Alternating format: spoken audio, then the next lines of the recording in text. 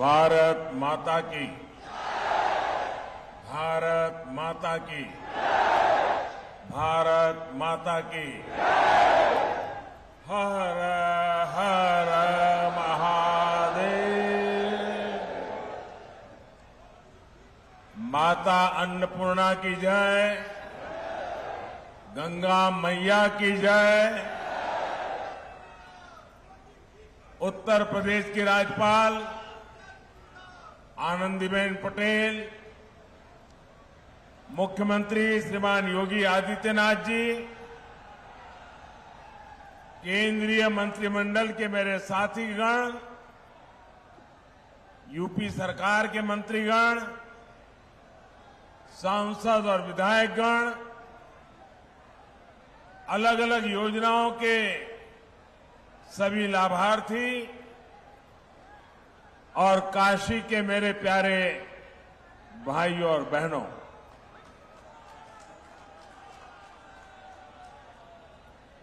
सावन के महीने की शुरुआत हो, बाबा विश्वनाथ और मां गंगा का आशीर्वाद हो और बनारस के लोगों का साथ हो, फिर तो जीवन बिल्कुल धन्य हो जाता है। मैं जानता हूं कि आजकल काशी के आप लोग बहुत व्यस्त हैं। काशी में रौनक जरा ज्यादा ही हो रही है आजकल। देश दुनिया से हजारों शिव भक्त यहां हर रोज बाबा को जल चढ़ाने पहुंच रहे हैं और इस बार तो सावन की अवधि भी जरा अधिक है। ऐसे में इस बार बाबा के दर्शन के लिए रिकॉर्ड संख्या में श्रद्धालुओं का आना तय है। लेकिन इन सब के साथ एक और बात तय है। अब जे भी बनारस आई तो खुश होके ही जाई।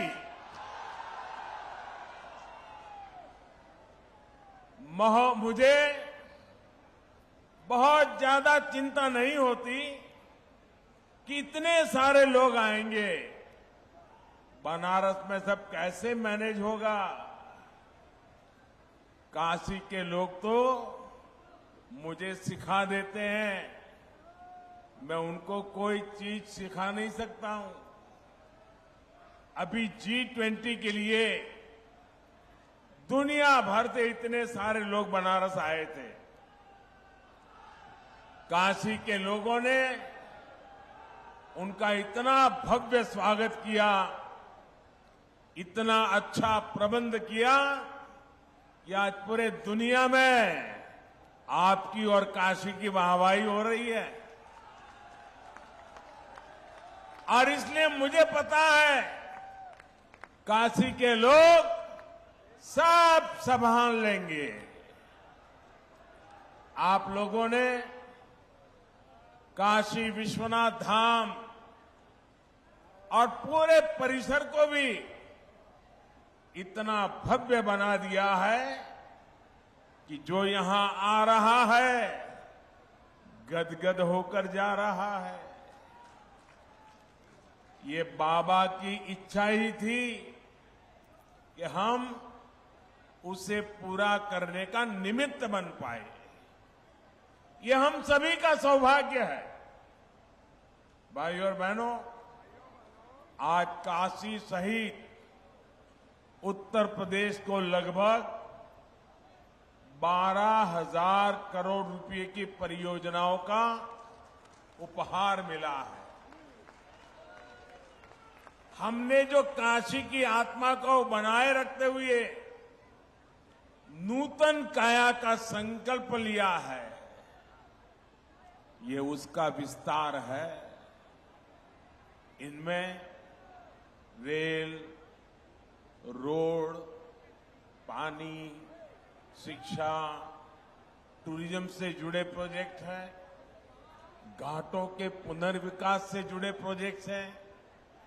इन विकास कार्यों के लिए आप सभी को बहुत बहुत बधाई। साथियों, कुछ देर पहले ही मेरी प्रधानमंत्री आवास योजना और आयुष्मान भारत योजना के लाभार्थियों से बातचीत हुई। पहले की सरकारों से लोगों की सबसे बड़ी शिकायत ये थी कि वो योजनाएं एयर कंडीशन कमरों में बैठ करके बनाती थी। जमीन पर इन योजनाओं का क्या असर हो रहा है, ये तब की सरकारों को पता ही नहीं चलता था। लेकिन भाजपा सरकार ने लाभार्थियों से बात की, संवाद की, मुलाकात की, एक नई परंपरा शुरू की है। यानी बेनिफिट भी डायरेक्ट और फीडबैक भी डायरेक्ट। इसका फायदा ये हुआ कि हर सरकारी विभाग, हर अफसर अपनी जिम्मेदारी निभाने लगे। अब किसी के लिए गुणा गणित का कोई चांस ही नहीं बचा है। साथियों, जिन दलों ने अतीत में भ्रष्ट और नाकाम सरकारें चलाई, वे आज लाभार्थी का नाम सुनकर तिलमिला जाते हैं। आजादी के इतने साल बाद लोकतंत्र का सही लाभ अब सही मायने में सही लोगों तक पहुंचा है। वरना पहले लोकतंत्र के नाम पर सिर्फ गिने चुने लोगों के हित साधे जाते थे, गरीब की कोई पूछ नहीं थी। भाजपा सरकार में लाभार्थी वर्ग आज सच्चे सामाजिक न्याय और सच्चे सेक्युलरिज्म का उदाहरण बन गया है। हम पूरी ताकत लगा रहे हैं कि हर योजना के आखिरी लाभार्थी को खोजकर, उस तक पहुंचकर उसे योजना का लाभ पहुंचाएं। जानते हैं इसका सबसे बड़ा लाभ क्या हो रहा है? भाई, जब सरकार खुद ही पहुंच रही है तो क्या हो रहा है? कमीशन लेने वालों की दुकान बंद, दलाली खाने वालों की दुकान बंद, घोटाले करने वालों की दुकान बंद। यानी ना कोई भेदभाव और ना ही कोई भ्रष्टाचार। साथियों, बीते 9 वर्षों में हमने सिर्फ एक परिवार और एक पीढ़ी के लिए सिर्फ योजनाएं नहीं बनाई हैं, बल्कि आने वाली पीढ़ियों का भविष्य भी सुधर जाए, इसको ध्यान में रख करके काम किया है। अब जैसे गरीबों के घर की योजना है, अभी तक देश में 4 करोड़ से अधिक परिवारों को पीएम आवास योजना के पक्के घर मिल चुके हैं। आज भी यहां यूपी के 4.5 लाख गरीब परिवारों को पक्के घर सुपुर्द किए गए हैं। सावन के महीने में महादेव की एक कितनी बड़ी कृपा हुई है। साथियों, जिन गरीबों को ये घर मिले हैं, उनकी एक बहुत बड़ी चिंता खत्म हो जाती है। सुरक्षा की भावना उनके भीतर आ जाती है। जिन्हें ये घर मिलता है, उनमें एक नया स्वाभिमान जगता है, नई ऊर्जा आती है। जब ऐसे घर में कोई बच्चा पलता है, बढ़ता है तो उसकी आकांक्षाएं भी अलग होती है। और आपको एक बात मैं बार बार याद दिलाता हूं, पीएम आवास योजना के ये ज्यादातर घर महिलाओं के नाम पर मिल रहे हैं। आज इन घरों की कीमत कई कई लाख रुपए हो गई है। करोड़ों बहनें तो ऐसी हैं जिनके नाम पर पहली बार कोई प्रॉपर्टी रजिस्टर हुई है। इससे गरीब परिवारों की बहनों को जो आर्थिक सुरक्षा की गारंटी मिली है, ये वो ही जानती है। साथियों, आयुष्मान भारत योजना भी सिर्फ 5 लाख रुपए के मुफ्त इलाज तक सीमित नहीं है। इसका प्रभाव कई पीढ़ियों तक पड़ रहता है। जब गरीब परिवार में कोई गंभीर रूप से बीमार पड़ता है तो किसी की पढ़ाई छूट जाती है, किसी को छोटी उम्र में काम करने के लिए जाना पड़ता है, पत्नी को भी रोजी रोटी के लिए निकलना पड़ता है। एक गंभीर बीमारी आई कि कई कई साल तक मां बाप, बच्चे बड़े हो जाएं लेकिन शादी नहीं कर पाते हैं, क्योंकि आर्थिक स्थिति बीमारी में खस्ता हाल हो जाती है।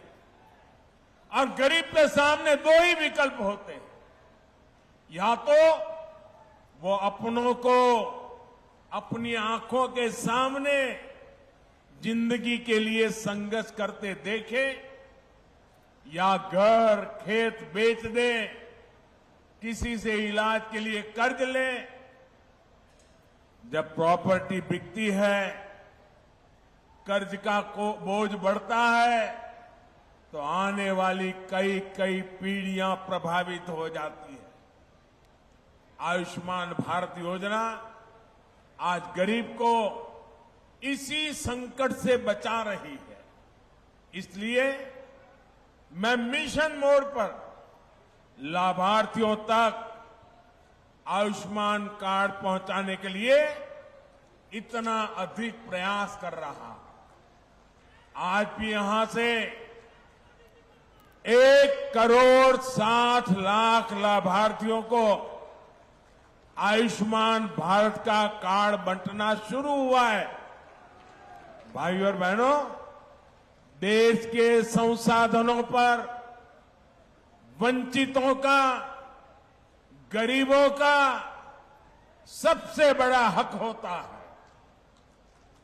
पहले बैंक तक पहुंच भी सिर्फ अमीर लोगों की होती थी। गरीबों के लिए तो ये माना जाता था कि पैसा ही नहीं है तो बैंक खाते का क्या करेंगे। कुछ लोग सोचते थे कि गारंटी देने के लिए कोई नहीं है तो बैंक लोन कैसे मिल पाएगा।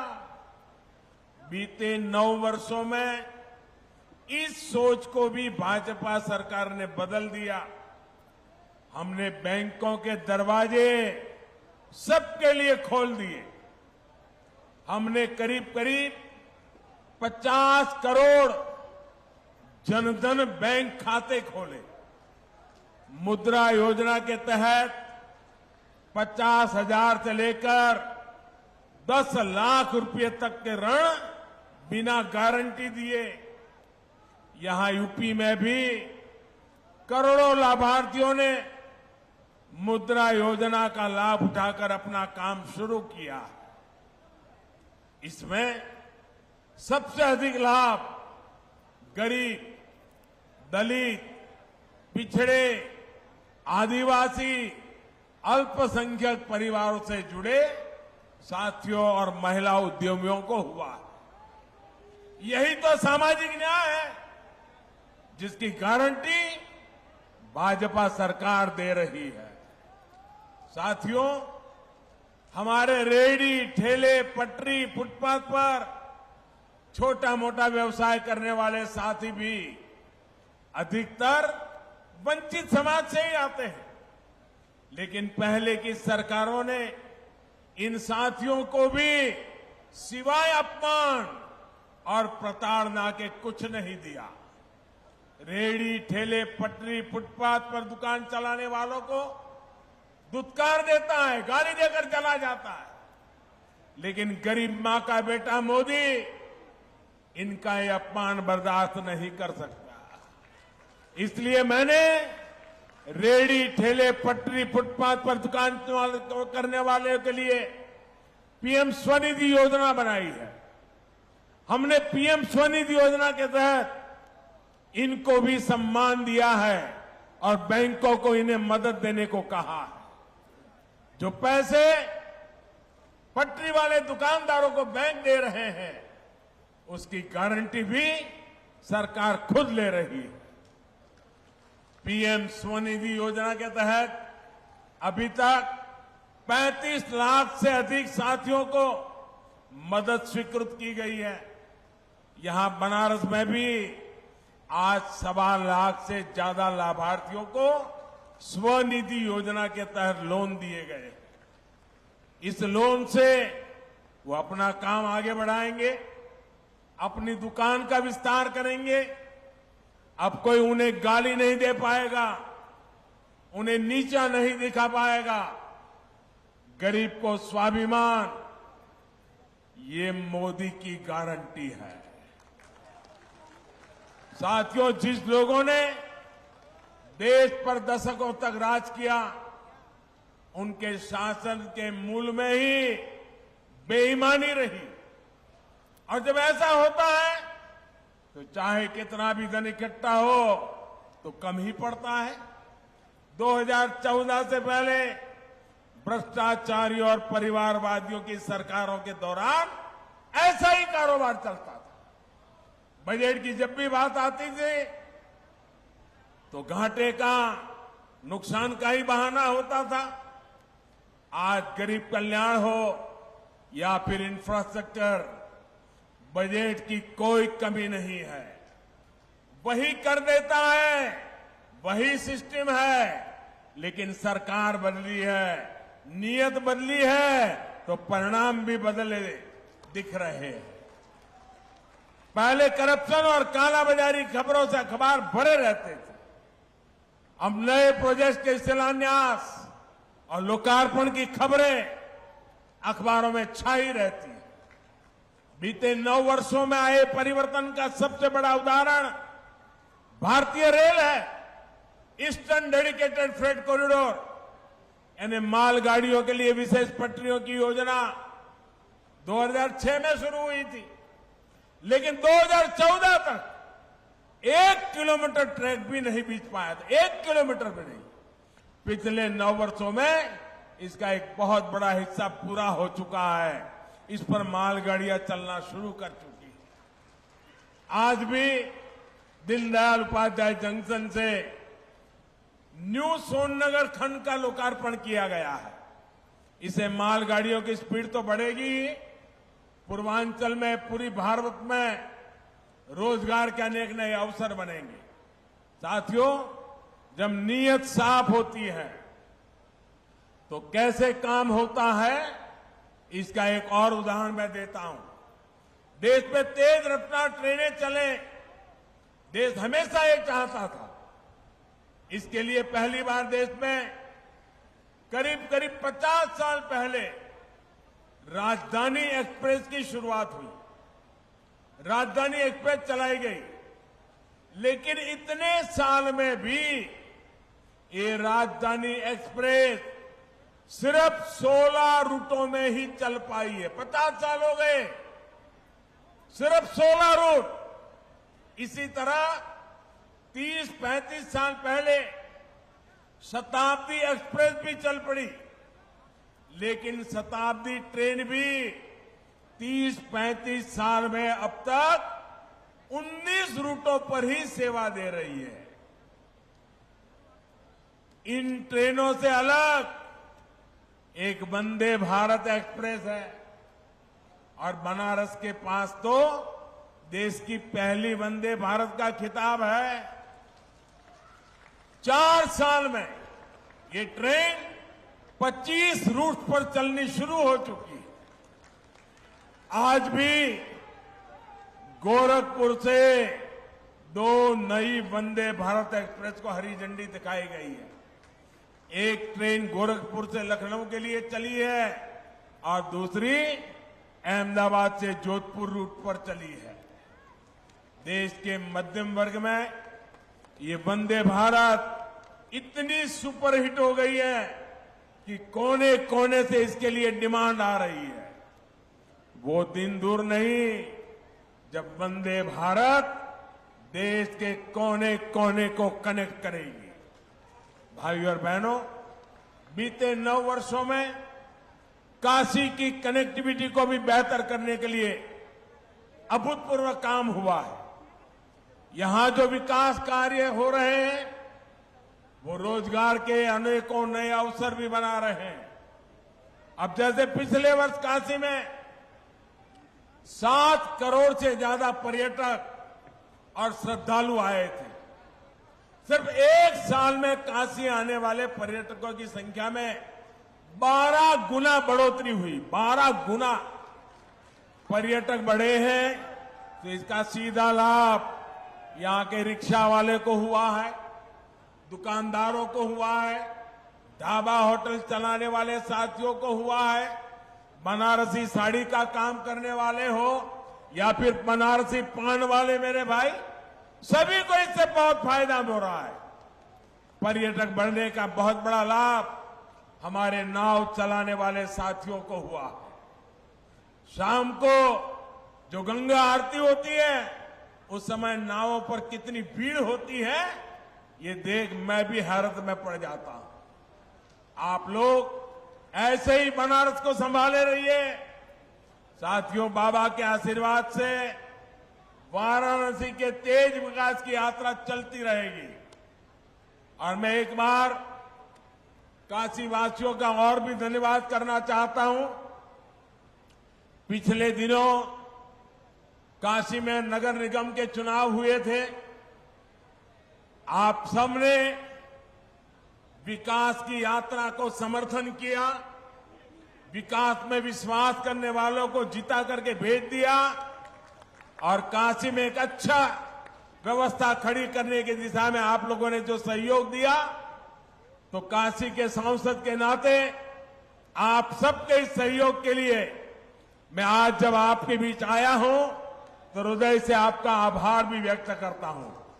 एक बार फिर आप सभी को विकास कार्यों की बहुत बहुत बधाई और पवित्र सावन मास के अवसर पर आप सबको अनेक अनेक शुभकामनाएं। हर हर महादेव।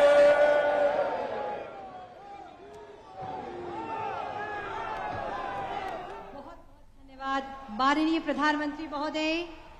आपके बहुमूल्य सुझावों और आशीर्वचनों से हम कृतार्थ हुए। आपका शुभागमन